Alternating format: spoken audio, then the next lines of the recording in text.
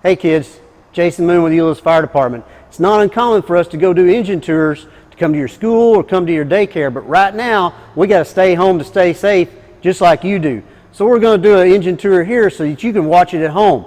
This right here is our biggest truck. It's a 100-foot aerial and it's got a platform at the end of it so that we can go up on tall buildings. It's huge and it's pretty awesome. But I want to show you some other things. Right here, this is where the driver would sit.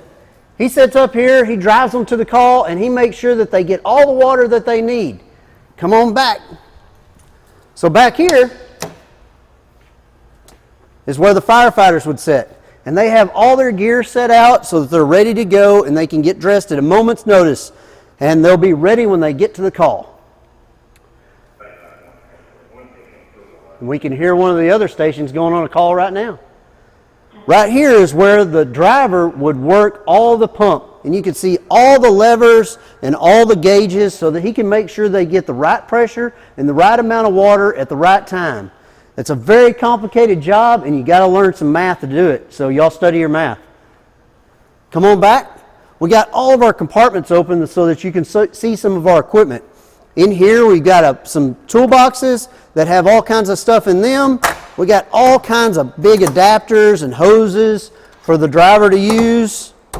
And we've got some struts here and chains for major accidents so that we're able to stabilize vehicles.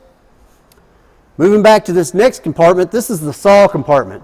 So it's got a lot of different kinds of saws and they all have their own purpose. Now the guys check these out every morning and they make sure they're running and they make sure they know how to use it, but we got all different kinds of saws for all different kinds of stuff. In our next compartment we have our RIP bag and it carries some air for the firefighters in case they got in trouble. We could give them some emergency air. And we also have some rope equipment. If we had to go off the side of a building or down a steep embankment, we could help somebody with our rope equipment. Back here we got a bigger nozzle so that we can put a whole bunch of water on the fire. We got some tarps so that we can cover up things in houses to keep them from getting damaged. We got a generator with a light down here because fires happen at night and we got to make some light so that we'll be safe.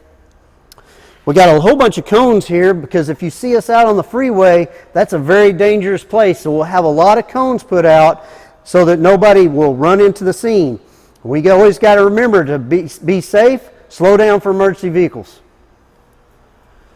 This is just another ladder on this fire truck. It's so tall that we got to have a ladder just to get up on top of it. And so the firefighters will climb up here so that they can get to that big ladder that we saw up at the front and climb up onto a building.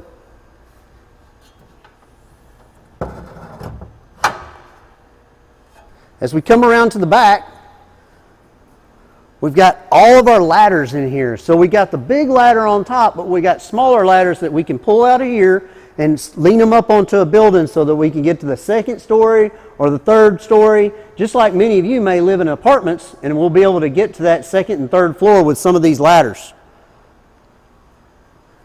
Moving around to this side, we got a water jug because everybody gets thirsty now and then.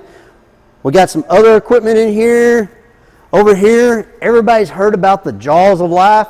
Well, this is kind of like the jaws of life. We have this equipment for accidents. If somebody were to get trapped into a car, we can use this to move the car away from them so that we could get them out.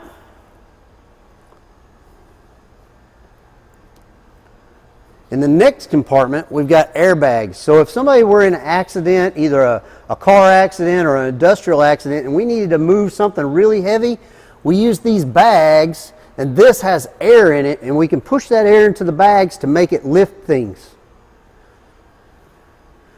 Right here we got some cool tools. So this stuff is made so that we can make access to different rooms or to get in different doors or move different things. We got certain kinds of pry bars, we got an axe, we got some big bolt cutters so that we can cut stuff.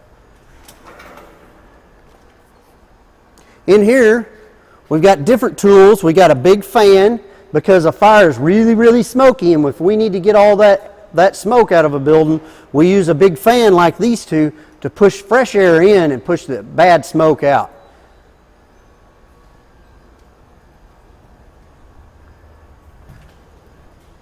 We got more connections for the hoses. just like on the other side without all the levers, but we can connect more hoses here. We've got some hoses here that are already connected so that the guys can pull them off and be ready at a moment's notice. These are called pre-connects, so they can go to work really fast. They got some other tools here that are staged so that they can get to them really quickly. We're to the other side of the truck. Another firefighter can sit back here. You can see all of his equipment sitting there, ready to go. They've all got it set out in just the right way so that they can put it on very quickly. Up here is where the officer sits. And just like your teacher might take care of your class, the officer takes care of his firefighters. So he's the guy that's in charge of this vehicle. So he's making sure that everybody has everything they need to do their job and we're all doing it correctly. You can even see a computer up here. Many of you are probably using a computer right now to do your schoolwork. He uses a computer to get to the call and know everything he needs to know about that call through that computer. Thanks guys for coming out for our engine tour. We really appreciate it. We know that you need to stay home to stay safe, but we wanted to bring you this. Well, wait a second here. I'll bet y'all want to see the lights and siren, don't you? So let's turn the lights on.